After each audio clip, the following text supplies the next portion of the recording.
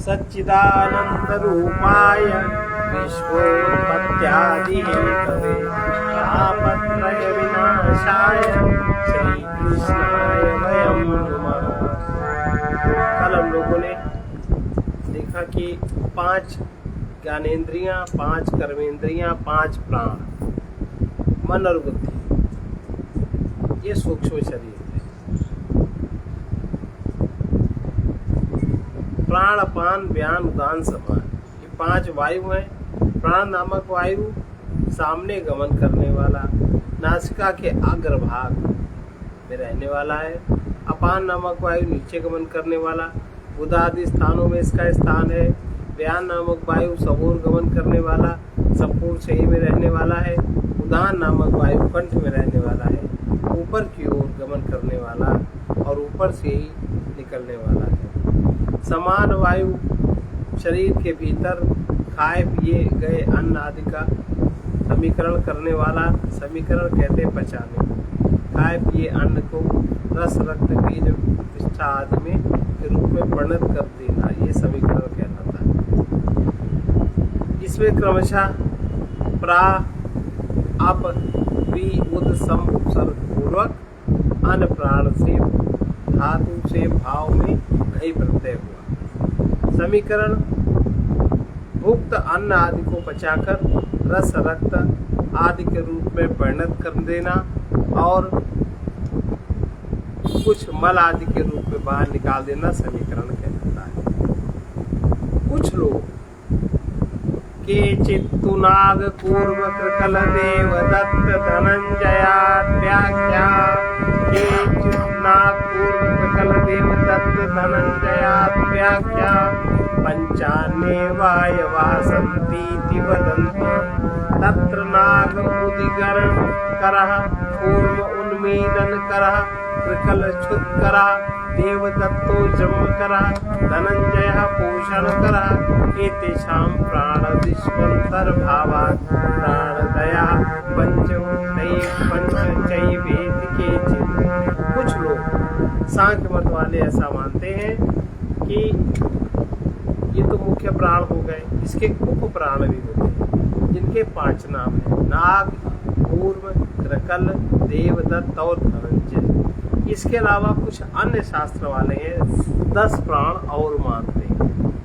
तो मुख्य तो ये 5 है, सब लोग मानते हैं। सांख्य वाले 5 और मानते हैं, नाग, पूर्व, कृकल, देवदत्त, धनंजय। अन्य लोग 10 प्राणों को और मानते हैं। तो इनके अतिरिक्त नाग, पूर्व, कृकल, देवदत्त, धनंजय नामक 5 वायु और है। उसमें नाग वायु वमन कराने वाला, वमन, इसमें वमन का नहीं दिखा, तो वमन जिससे उल्टी आदि होती है तो नाग वायु। कृकल, देवदत्त, धनंजय नामक 5 वायु और है। नाग वायु वमन कराने वाला, पूर्व वायु पलकों को गिराने और खोलने वाला, बंद कराने वाला। कृकल भूख लगाने वाला। देवदत्त जमाई में सहायक होता है, देवदत्त से जमाई आती है। और धनंजय पोषण करने वाला। अब जैसे देवदत्त वायु से जमाई आती है, ज्यादा देवदत्त का संबंध आपकी कर्मेंद्री हाथ से है। अब अगर आपको जमाई ज्यादा आती हो तो आप आपस में हाथ का अगर घर्षण करेंगे, जमाई नहीं आती, ये नियम है। और इसमें कथा क्या क्या बताई जाती है, इसमें कहानी क्या क्या है, फिर भी असलियत समझ में नहीं आती है ना। असली बात ये है, धनंजय पोषण करने वाला है। कुछ लोगों के अनुसार इनका प्राण आदि में ही अंतर्भाव हो जाने से वायु 5 या 10 है। धनंजय इस वायु के संबंध को कहते हैं। यह वायु मरने पर, जो धनंजय नामक वायु है, शरीर छूट जाता है तो भी वो शरीर में रहता है, जिस वायु के कारण से शरीर बंधा रहता है। आप देखो समाधि लोग कई साल तक लगा देते हैं पर शरीर नहीं बिखरता, शरीर धीरे धीरे गलता है, बिखरता नहीं है। धनंजय वायु उसको पकड़े रहता है।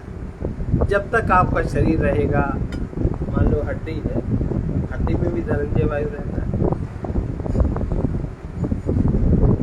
तो धनंजय इस वायु के संबंध में कहते हैं कि मरने पर भी शरीर को नहीं छोड़ता, मरने के बाद रहता है। ये प्राण आदि 5 वायु आकाश आदि में विद्यमान रजोगुण वाले अंशों से सम्मिलित रूप से उत्पन्न होते हैं। तो रजोगुण का अंश है। ये प्राण आदि 5 वायु कर्मेंद्रियों से युक्त होने के कारण इन्हें प्राणमय कोश कहते हैं। इस प्राणमय कोश के क्रियाशील होने के कारण इसे रजोगुण अंश से उत्पन्न होना माना जाता है। रजोगुण स्वतः प्रेरक तथा क्रियाशील माना गया है। रजः कर्मणि भारत, अतः उसके अंश से उत्पन्न प्राणमय कोश में क्रियाशीलता स्वाभाविक है, क्योंकि कारण गुणा कार्य गुणा नारंभते, यह नियम है। एतेषु कोशेषु मध्ये विज्ञानमयो ज्ञान शक्तिमान कर्तृरूपः, विज्ञानमयो ज्ञान शक्तिमान कर्तृरूपः, मनोमय इच्छा शक्तिमान करण रूपः, मनोमय इच्छा शक्तिमान करण रूपः, प्राणमय क्रिया शक्तिमान कार्य रूपः, प्राणमय क्रिया शक्तिमान कार्य रूपः, योगत्वात् देवमेतेषां, योगत्वात् देवमेतेषां विभागैति वर्णयन्ति, विभागैति वर्णयन्ति। एतत् कोशत्रयं मिलितम्, एतत् कोशत्रयं मिलितम् तत् सूक्ष्म शरीरम् इत्युच्यते, तत् सूक्ष्म शरीरम् इत्युच्यते। इन तीनों कोशों में से विज्ञानमय कोश ज्ञान शक्ति से युक्त है। विज्ञान में कोश को महत्व भी कहते हैं, महातत्व से विज्ञान में कोश बना। अब महत्व में जब शुद्ध चैतन्य आत्मा का प्रकाश पड़ता है, तब जो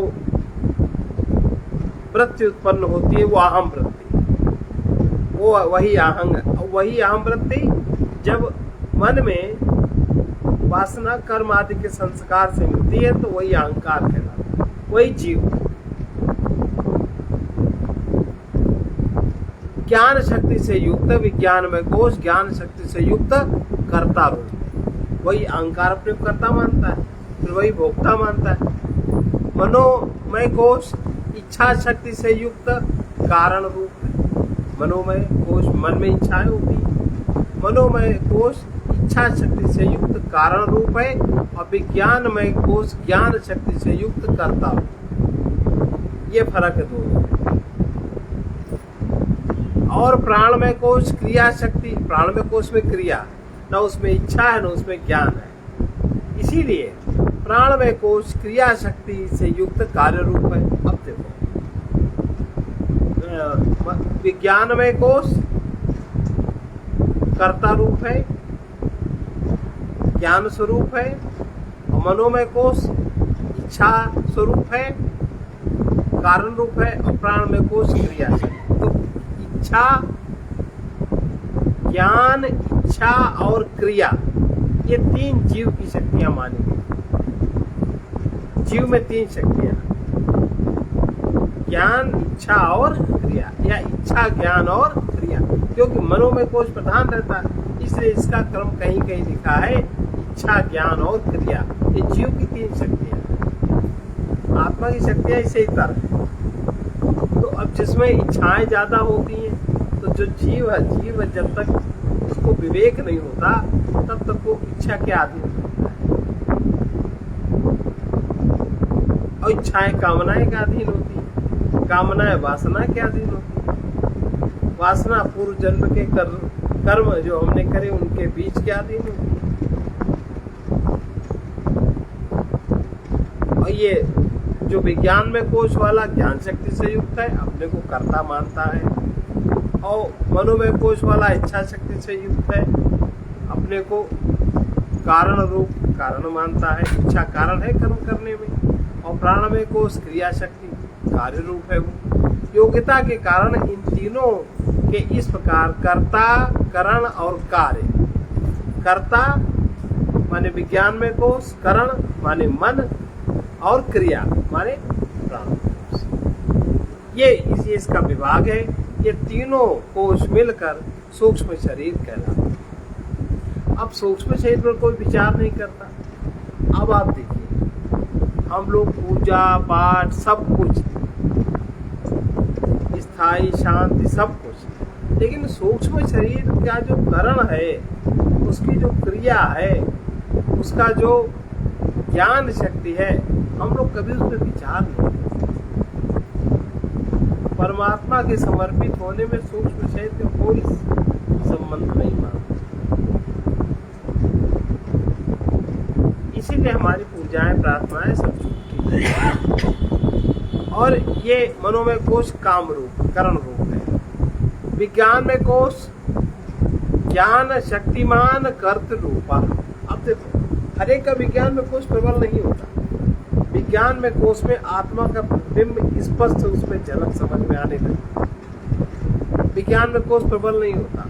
मनोमय कोश हर एक का प्रबल होता है। मनोमय में भी जो तम है, तामसी, राग द्वेष, ये सबका प्रबल रहता है। और वो सब क्या, इच्छा के गुलाम। यही तो है। इच्छा हुई कि भागे कि किया, इच्छा हुई कि उससे लड़ गए, उसका इसी बात पे विचार की संलग्नता रही। तो विज्ञान में कोश चैतन्य के अत्यंत निकट होने के कारण ज्ञान शक्ति से युक्त होता है। विज्ञान में जैसे चैतन्य का जब प्रतिबिंब पड़ता है मात में, माने बुद्धि में, विज्ञानमय में कोश में, तब उसमें जो अहम का स्फुरण होता है वो अहंकार वही जीव है। और सुखित तो दुखित तो आदि का अभिमानी होने के कारण इसका कर्ता, इसका रूप है कर्ता, ये अपने को कर्ता मानता है। और दूसरा इच्छा शक्तिमान कर्ण रूपा, जो मनोमय कोश है, चूंकि इच्छा मन की वृत्ति, इच्छा मन की वृत्ति है, अतः मनोमय कोश इच्छा से युक्त है। इच्छाओं का बंडल, वासनाओं का बंडल माने मनोमय कोश। इस बात को कोई समझ ही नहीं पाता। बुढ़ापे तक, मरने के पहले तक देखो कैसे कैसे विकार, कैसे कैसे अहंकार, कैसे कैसे विचार ही नहीं जीवन, एकदम पशु। अगर किसी को भाव दृष्टि प्राप्त हो, भाव से किसी का दिखे, तो सबकी पशु आकृति, सब पशु है। तो ऐसा पशु न दान कर सकता, न पुण्य कर सकता, न मानवोचित क्रियाएं कर सकता। और ये सब विचार तो मनुष्य के लिए है, पशुओं के लिए नहीं है। इसीलिए कोई हर एक को हर बात नहीं बतानी चाहिए। पशुओं के लिए सब विचार नहीं, विवेक मनुष्यों के लिए, विचार करना मनुष्यों का काम है। इसीलिए किसी को कुछ बात समझ में नहीं आती। इतना झोंक रहता है इच्छा, अहंकार को इच्छा पूर्ति का, आप कुछ नहीं समझ सकते। इच्छा शक्तिमान कर्ण रूपा, चूंकि इच्छा मनोवृत्ति है, अतः मनोमय कोश इच्छा से युक्त होता है। और कौन सी इच्छा? जो अहंकार में उत्पन्न होता है। जो मैं इच्छा करता हूँ वही तो इच्छा, दूसरा करता है तो कोई इच्छा नहीं। मन के बिना आत्मा, इंद्रिय तथा विषयों का सानिध्य होने पर भी ज्ञान का अभाव होता है। मन के बिना आत्मा, इंद्रिय, विषयों का सानिध्य होने पर भी ज्ञान का अभाव होता है। अतः मनोमय कोश का करण रूप होना चाहिए। मनोमय कोश करण है। मान लो मन के बिना मन न हो, मन न हो, आत्मा, इंद्रिय और विषय हो सब, तो आपको विषयों का ज्ञान नहीं हो सकता। जैसे ऐसा होता है कि आप जैसे साइकिल पे चले आते हो, आपको आसपास क्या घटना घट रही कुछ नहीं आपको पता। वहां आत्मा भी रहती है, इंद्रिय भी रहती है और विषयों का सानिध्य भी रहता है, पर वहां मन का ज्ञान नहीं रहता, मन का इंद्रिय और विषयों का संयोग नहीं रहता। तो वो चीज आपको, अरे हमारा ध्यान कहीं, तो फिर वो क्रिया उत्पन्न नहीं होती। इसलिए मन को करण कहा, मतलब करने वाला। करने वाला सब मन है, और कर्ता बनने वाला अहंकार विज्ञानमय कोश का है। मन के बिना आत्मा, इंद्रिय तथा विषयों का सानिध्य होने पर भी ज्ञान का भाव होता है, अतः मनोमय कोश का करण रूप होना सिद्ध होता है। मन अगर साथ में नहीं है तो उस वस्तु का आपको ज्ञान प्राप्त नहीं होगा। अतः मनोमय कोश का करण रूप होना सिद्ध होता है। क्रिया शक्तिमान कार्य रूपा स प्राणमय सृजत इत्यादि श्रुति प्रमाणित करती है कि प्राणमय कोश का क्रिया शक्ति होना ही सिद्ध होता है। तो मैथुनम समताम ततः प्राणो अजायत। इस श्रुति के प्रमाण से मिथुनी भूत वाणी और मन से,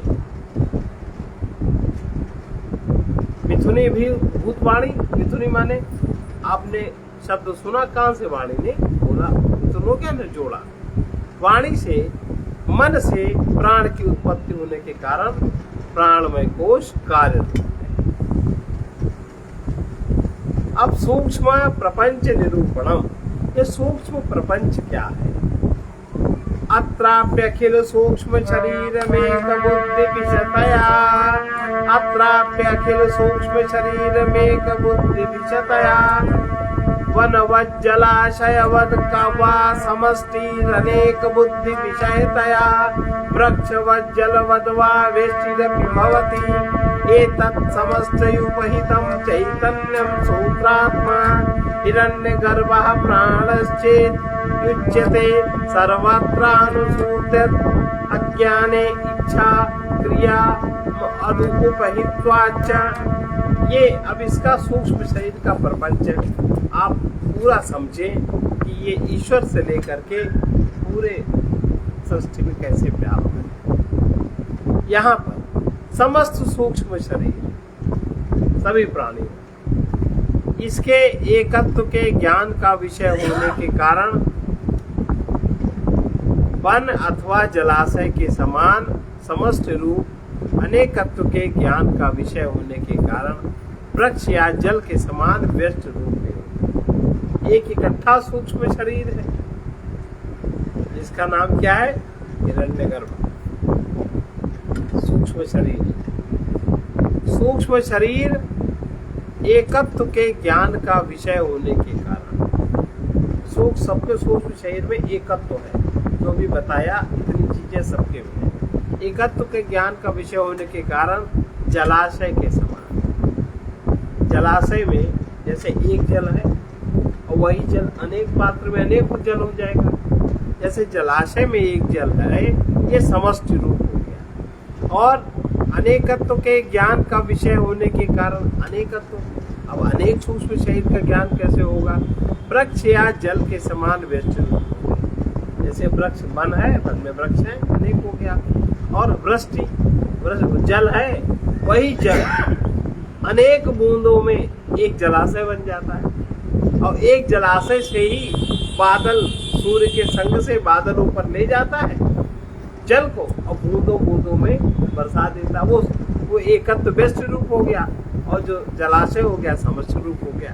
ऐसे समझना चाहिए। अर्थात जिस प्रकार कई वृक्षों को मिलाकर उन्हें एक वन या कई जल बिंदुओं को मिलाकर एक जलाशय कहा जाता है, उसी प्रकार अनेक सूक्ष्म शरीरों को एक समष्टि कह सकते हैं। अनेक सूक्ष्म शरीर जहाँ, फिर जिस प्रकार वन को अलग अलग वृक्षों या जलाशय को अलग अलग जल बिंदुओं के रूप में भी देखा जा सकता है।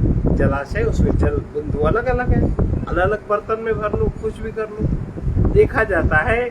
उसी प्रकार सूक्ष्म शरीरों को भी अलग अलग कई व्यष्टियों के रूप में देख सकते हैं। इन सूक्ष्म शरीरों की समष्टि में जो चैतन्य आत्मा विद्यमान है, सूक्ष्म शरीरों की समष्टि में एक माने वन में, माने जलाशय में, तो एक में चैतन्य आत्मा विद्यमान है। उसका नाम क्या है? उसका नाम है सूत्रात्मा, उसका नाम है हिरण्यगर्भ। एक वेद मंत्र आता है, हिरण्यगर्भः समवर्तताग्रे भूतस्य जातः पतिरेकासीत् सदाधार पृथ्वीत्यामुते मां कस्मै देवाय हविषा विधेम। ये सूक्ष्म जगत को व्यक्त करता है।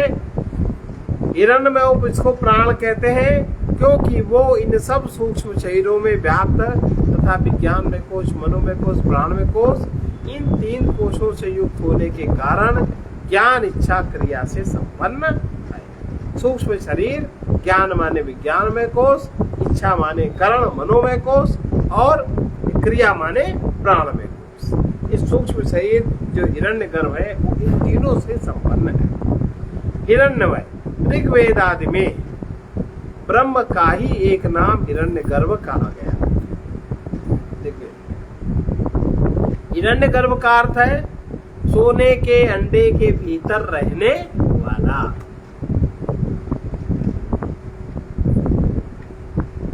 सोने के अंडे के भीतर रहने वाला हिरण्यगर्भ। यहाँ ज्ञान शक्तिमान विज्ञान में कोश ही सोने का अंडा। ज्ञान शक्तिमान विज्ञान में कोश सोने का अंडा है। महत और शुद्ध चैतन्य आत्मा का जब संयोग होता है तो उसमें जो आमवृत्ति उत्पन्न होती है, उसका जो औरा है, उसका जो कलर है, वो सुनहरा होता है। सुनहरा उससे आवृत्त होने के कारण तद अभिमानी चैतन्य ही हिरण्यगर्भ है। शुद्ध वाक्यों में यह सूत्रात्मा हिरण्यगर्भ तथा प्राण आदि नामों से अभिहित किया गया है।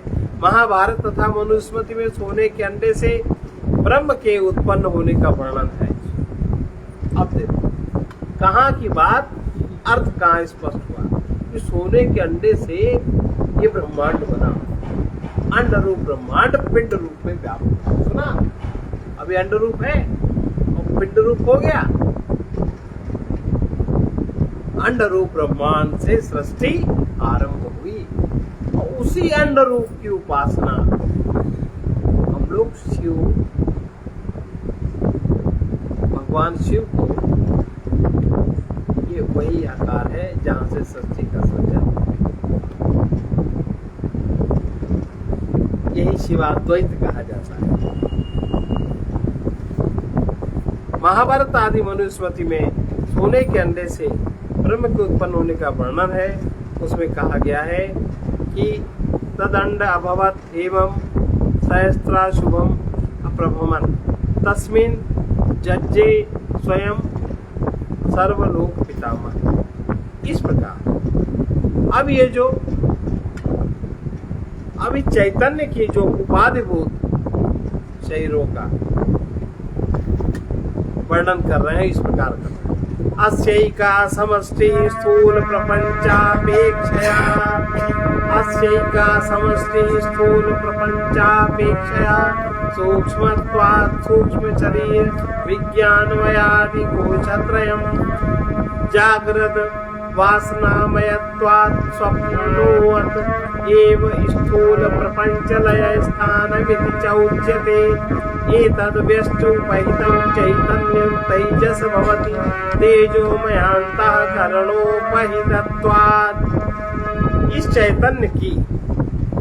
चैतन्य के उपाधिभूत सूक्ष्म शरीरों की ये समष्टि स्थूल प्रपंच की अपेक्षा, जो स्थूल प्रपंच है, ये स्थूल प्रपंच की अपेक्षा सूक्ष्म होने के कारण, सूक्ष्म स्थूल प्रपंच है, सूक्ष्म शरीर विज्ञानमय आदि 3 कोश जागृत अवस्था की वासना से युक्त होने के कारण स्वप्न तथा इसी कारण स्थूल प्रपंच का लय स्थान कही जाता है।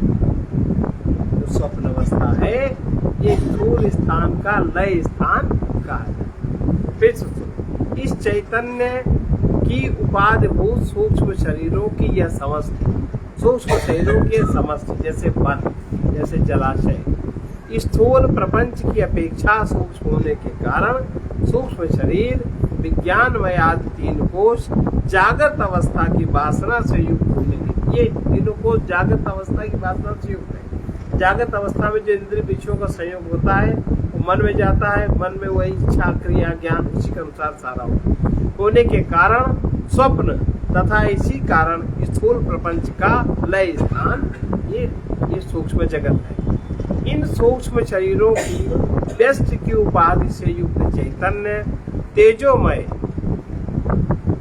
ये जो सूक्ष्म शरीरों की व्यष्टि, इसकी उपाधि से युक्त चैतन्य, इसकी उपाधि से जो युक्त चैतन्य है वो तेजोमय अंतःकरण की उपाधि से युक्त होने के कारण इसको तेजस कहते हैं। इसका नाम तेजस, क्योंकि वहां तेजोमय, जैसे स्वप्न अवस्था में जो प्रकाश है वो तेजोमय आत्मा का ही प्रकाश है, उसी में सारा काम। अब आइए आगे, इसकी भी ये व्यष्टि, ये जो व्यष्टि अलग अलग, इसकी भी व्यष्टि स्थूल शरीर की अपेक्षा सूक्ष्म होने के कारण ही सूक्ष्म शरीर विज्ञानमय आदि तीन कोश जागृत अवस्था की वासनाओं से युक्त होने के कारण स्वप्न और अतएव स्थूल शरीर के लय स्थान भी कहलाती है। उस समय स्वप्नावस्था में ये दोनों सूत्रात्मा तथा तेजस, सूत्रात्मा माने हिरण्यगर्भ जो संपूर्ण समष्टि, और तेजस माने व्यष्टि। सूत्रात्मा और तेजस मनोवृत्तियों से शब्द स्पर्श रूप रस गंध आदि सूक्ष्म विषयों का दोनों ही अनुभव करते हैं। जो विस्तृत सूक्ष्म शरीर है हिरण्यगर्भ सूत्रात्मा, और जो तेजस है व्यष्टिगत वाला, ये दोनों ही एक चीज का अनुभव करते हैं, विषयों का अनुभव करते हैं। तेजस सूक्ष्म विषयों का भोक्ता है, तेजस माने जीव भोक्ता है। इसमें भी इसी बात की पुष्टि की गई। मनोवृत्ति भी यहाँ भाव ये सूत्रात्मा और तेजस स्वप्नावस्था में सूक्ष्म वृत्तियों द्वारा वासनामय शब्द आदि विषयों का, वासनामय माने जो स्थूल जगत से उसने अर्जित किया है, विषयों का उसी प्रकार अनुभव करते हैं जिस प्रकार ईश्वर और प्राज्ञ अज्ञान वृत्तियों के द्वारा सुषुप्ति अवस्था में आनंद का अनुभव। सुषुप्त अवस्था में ईश्वर, प्राज्ञ माने जीव, जिस प्रकार ईश्वर और प्राज्ञ अज्ञान वृत्तियों के द्वारा सुषुप्ति अवस्था में आनंद का अनुभव करते हैं, इस विषय में मांडुक्य उपनिषद का यह वाक्य प्रमाण है। स्वप्न स्थानूता प्रज्ञा सप्तांग एकोनविंशति मुखा प्रविविक्त सूक्ष्म जगतो भोक्ता तेजस अर्थात स्वप्नावस्था में बाह्य विषयों से असंबद्ध अग्नि माने सिर, सूर्य चंद्र माने नेत्र, वायु माने प्राण, वेद माने जिह्वा और दिशा माने स्रोत, आकाश नाभि, पृथ्वी पैर, इन 7 अंगों से 5 ज्ञानेन्द्रियां, 5 कर्मेंद्रियां, 5 प्राण, मन बुद्धि चित्त अहंकार, इन 19 मुखों से तेजस वासनामय सूक्ष्म शब्दादि विषयों का भोग करता है कारण से।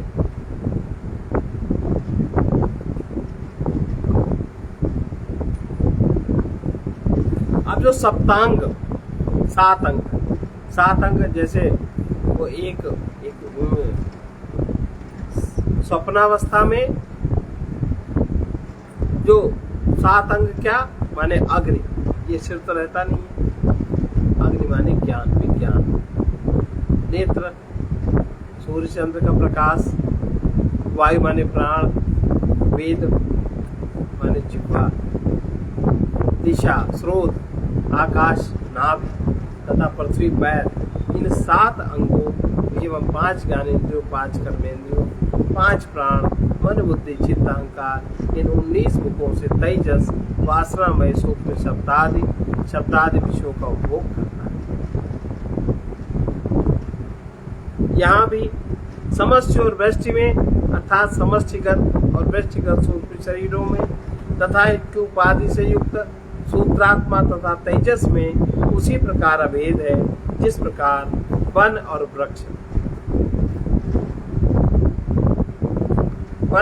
में वन से अविच्छिन्न आकाश, वृक्ष से अविच्छिन्न आकाश में तथा जलाशय में पड़ने वाले प्रतिबिंब और जल में पड़ने वाले प्रतिबिंब में अभेद है, जो पहली बार कहा। इसी प्रकार सूक्ष्म शरीर की उत्पत्ति बताई गई। स्थूल भूत तो पंचीकृत है, स्थूल शरीर है, स्थूल भूत तो पंचीकृत है। पंचीकृत भूत स्थूल स्वरूप होते हैं। आगे इनका निरूपण हम लोग कल करेंगे। स्थूल भूतोत्पत्ति, स्थूल भूतों की उत्पत्ति कैसे, चलो देख ले छोटा ही।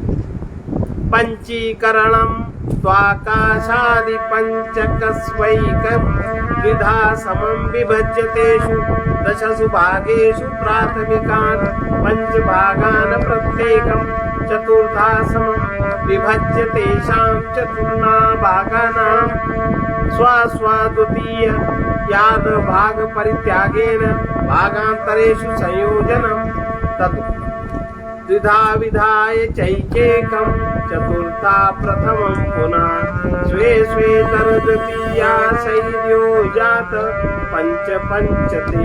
इस प्रकार सूक्ष्म भूतों की उत्पत्ति हम लोग सुन चुके हैं। उन्हीं सूक्ष्म भूतों का पंचीकरण होने पर वही स्थूल भूत बन जाते। पंचीकरण की प्रक्रिया इस प्रकार है। आकाश आदि पंच महाभूतों में से प्रत्येक को 2 समान भागों में बांट दिया। अब उन 10 भागों में प्राथमिक अर्धांश 5 भागों के प्रत्येक को 4 बराबर भागों में बांटकर उन चारों को अपने अपने द्वितीयार्ध भाग को छोड़कर दूसरे भागों से मिला दिया।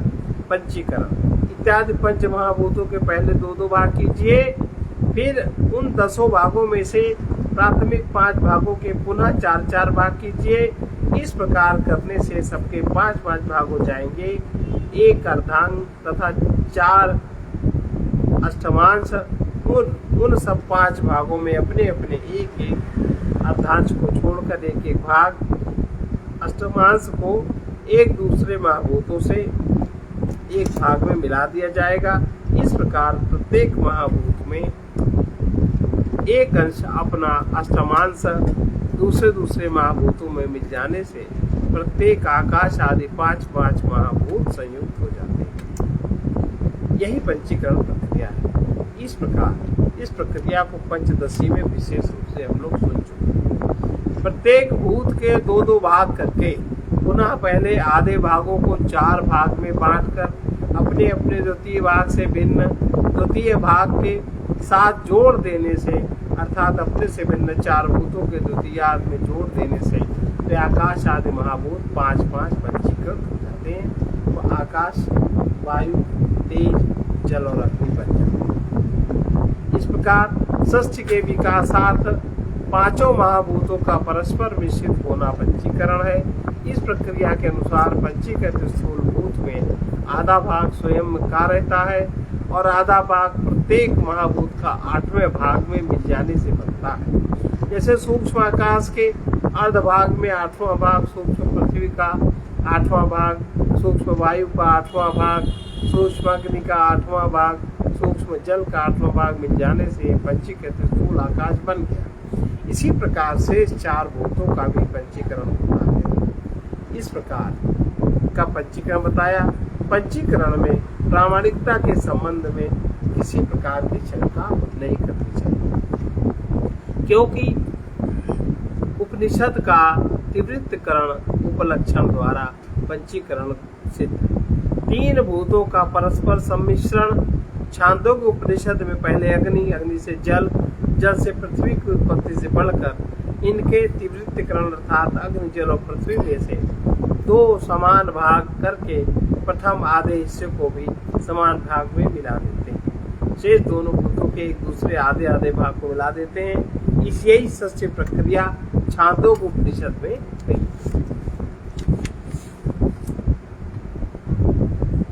अतएव ये अपना तथा अन्य पक्षी आदि का भी बोध कराता है। इसमें छांदोग्य उपनिषद में एक उदाहरण दिया है। उस उदाहरण का जो लोग नहीं जानते वो थोड़ा उसको मजाक उसमें करते हैं। जैसे इसमें कहा है कि छांदोग्य उपनिषद में पहले अग्नि, अग्नि से जल, जल से पृथ्वी की उत्पत्ति बताई। इसके त्रिवृत्तीकरण अर्थात अग्नि, जल और पृथ्वी में प्रत्येक के 2 समान भाग करके प्रथम आधे हिस्से के भी 2 समान भाग करके इनको शेष दोनों भूतों के दूसरे आधे भाग से जोड़ने के द्वारा षष्ठ की उत्पत्ति बताई गई है। ऐसा अब एक इसमें कथानक आता है इस पर आशंका बता रहे हैं। उपनिषद में तीव्रतीकरण बताया गया है।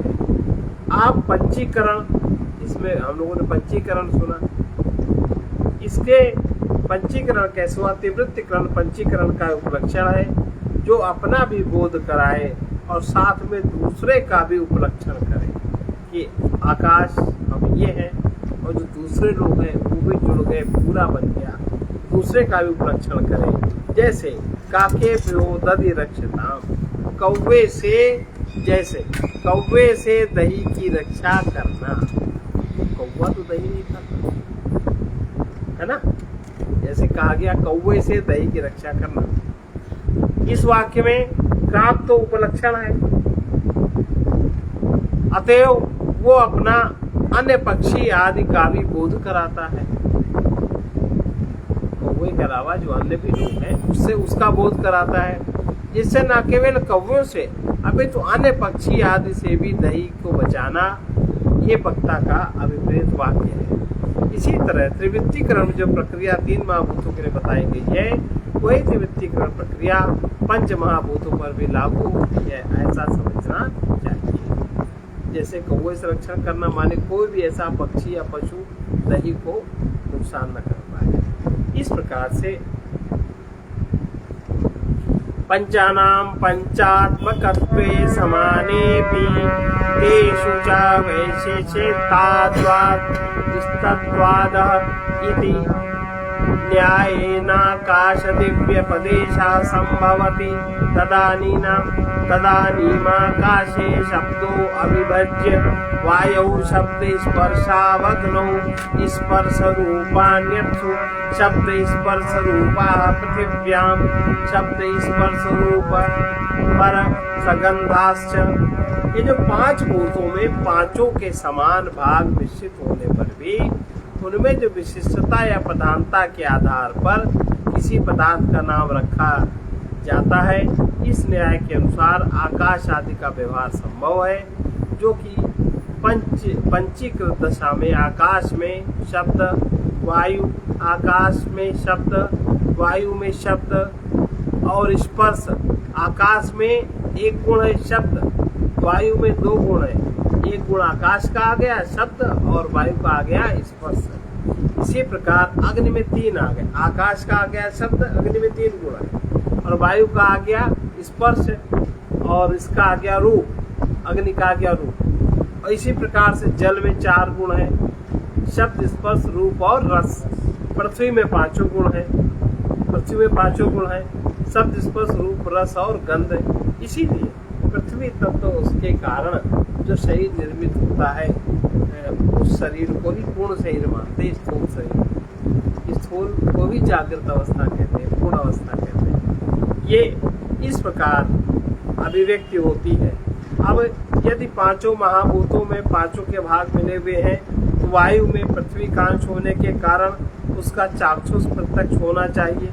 इसी प्रकार आकाश में भी जलीय पार्थिव अंश होने के कारण उसका त्वच प्रत्यक्ष, चाक्षुष प्रत्यक्ष, गंध की उपलब्ध होनी चाहिए, पर ऐसा क्यों नहीं होता? इसके समाधान कहते हैं पंचानाम इत्यादि वाक्य से किसका तात्पर्य है? 5 में 5 के भाग मिले तो हैं, फिर भी प्रत्येक महाभूतों में अपना अपना अंश ही अधिक है। 5 में 5 मिले हैं, लेकिन प्रत्येक में अपना अंश अधिक है, तो जो अंश अधिक है वही तो अनुभव में आएगा। इस कारण से आकाश आदि का व्यवहार होता है और अपने अपने गुणों के अनुकूल ही इसका उन इंद्रियों से प्रत्यक्ष होता है। अब इन पंचीकृत महाभूतों से क्या बना? पंचीकृत महाभूतों से पहले तो ऊपर के 7 लोग बने, भूत, भुवा, स्वा, महा, जना, तपा। ये जो पृथ्वी है ये ऊपर के लोक में आती है, यहीं से शुरू होता है। इन पंचीकृत भूतों में ये बने, ये 7 ऊपर के विद्यमान लोक हैं। सबसे पहला भूलोक है पृथ्वी।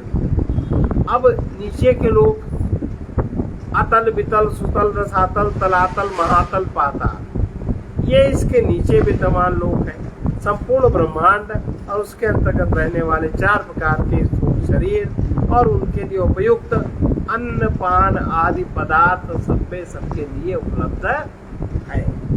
4 प्रकार के जो शरीर है उनमें 4 प्रकार के भोजन है। पचाम्यन्नम चतुर्विधम।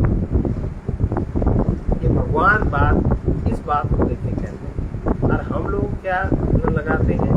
खट्टा मीठा केवल अपनी देह का ही लगाते हैं।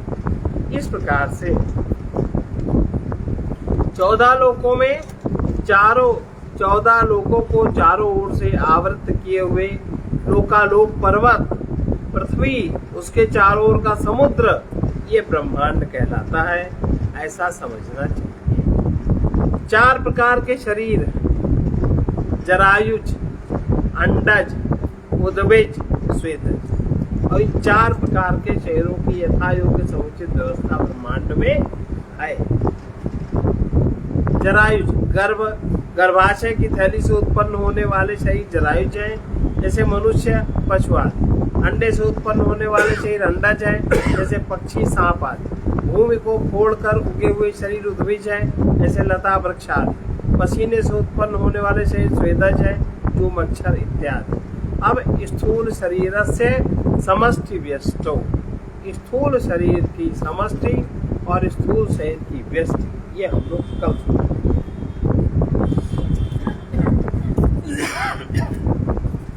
समष्टि स्थूल शरीर को क्या कहते हैं और व्यष्टि स्थूल शरीर को क्या कहते हैं, ये क्या नाम है और इनकी ब्रह्मांड में स्थिति किस प्रकार है?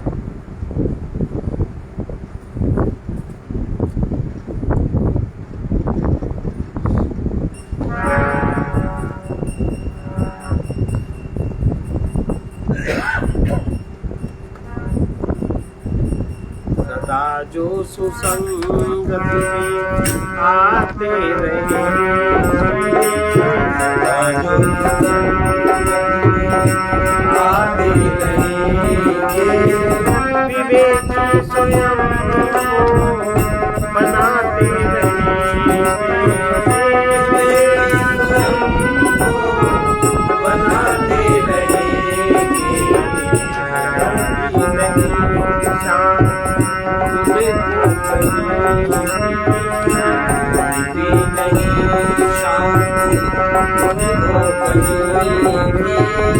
जो परमात्मा को बुलाते रहेंगे, जो परमात्मा को बुलाते रहेंगे,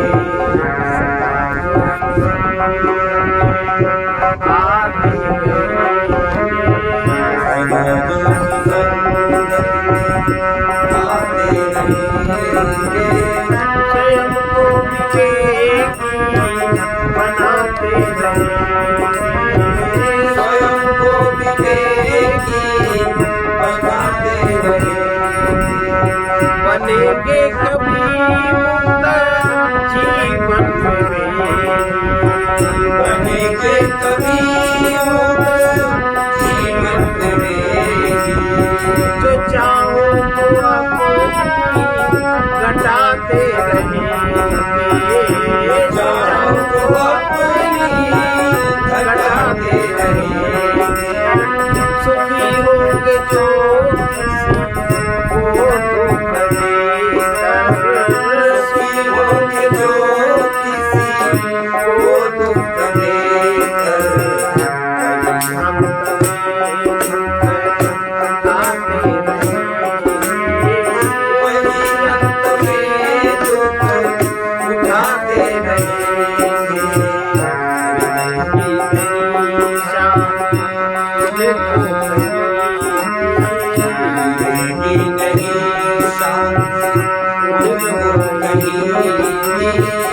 जो परमात्मा को बुलाते रहेंगे, जो परमात्मा को बुलाते रहेंगे, सदा जो सुसंगति में आते रहेंगे, सदा जो सुसंगति में आते रहेंगे, स्वयं को विवेकी बनाते रहेंगे, स्वयं को विवेकी बनाते रहेंगे, उन्हें ही वो सुख सिद्ध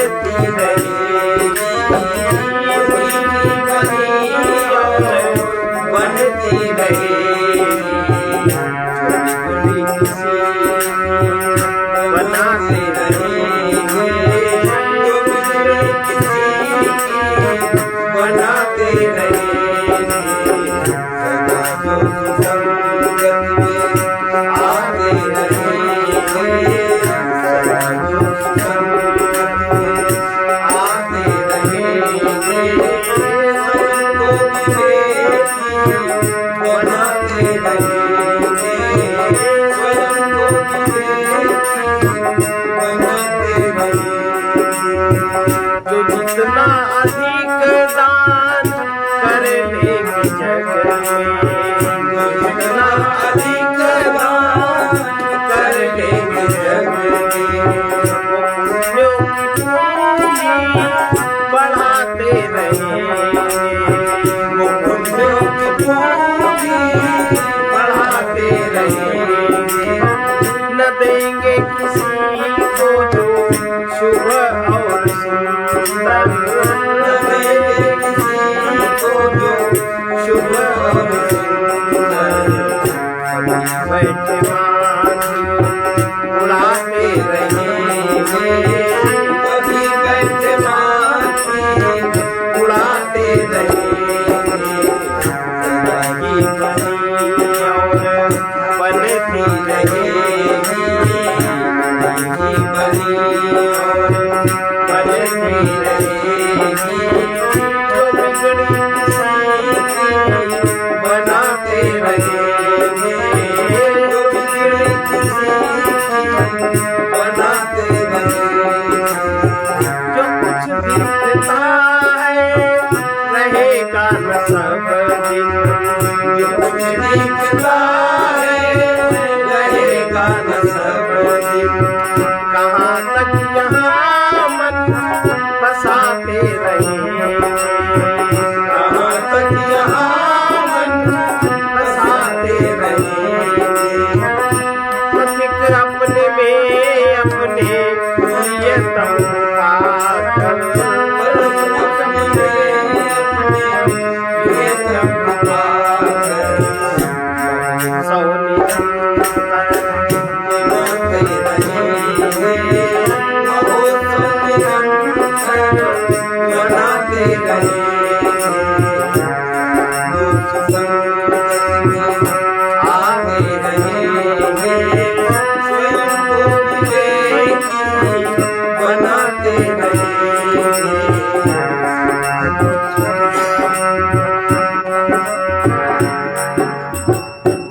मंदिर और मूर्ति में भगवान की प्रतिष्ठा करने वालों की अपेक्षा वे प्रेमी विवेक युक्त हैं, जो स्वयं में ही और प्राणी के देह रूपी मंदिर में ही परम प्रेमास्पद प्रभु को प्रतिष्ठित देखते हैं। जो प्रेम को प्राप्त होता है वही स्वयं में परमात्मा को प्राप्त अनुभव कर पाता है। परमात्मा की खोज प्रेम के अभाव में ही चलती रहती है, प्रेम होने पर परमात्मा की खोज पर। अब जैसे इसमें एक शब्द आया है दान, जो जितना अधिक दान कर, दान का संबंध केवल धन से नहीं है भाई। आपके धन तो सबके पास बहुत है नहीं, फिर भी श्रमदान, मान का दान, प्यार का दान, शुद्ध वाणी का दान, शुद्ध विचार, ये तो सब कोई कर सकता है। झूठ न बोलना, सत्य का दान, आदान प्रदान, सत्य व्यवहार सब लोग कर सकते हैं। इसलिए उसके अन्य विभेद को ही समझ करके लेना चाहिए। सर्वे भवन्तु सुखिनः, सर्वे सन्तु निरामया, सर्वे भद्राणि पश्यन्तु, मा कश्चित् दुःखभाग् भवेत्। कृष्णाय वासुदेवाय हरे परमात्मने प्रणतक्लेशनाशाय गोविन्दाय नमो नमः। उग्रवीर महाविष्णु, उग्रवीर महाविष्णु, ज्वलन्तं सर्वतोमुखं, ज्वलन्तं सर्वतोमुखं, नृसिंहं भीषणं भद्रं, नृसिंहं भीषणं भद्रं, मृत्युं नमाम्यहम्, मृत्युं नमाम्यहम्। असौ तमसो मा सद्गमय तमसो मा ज्योतिर्गमय मृत्योर्मामृतं गमय।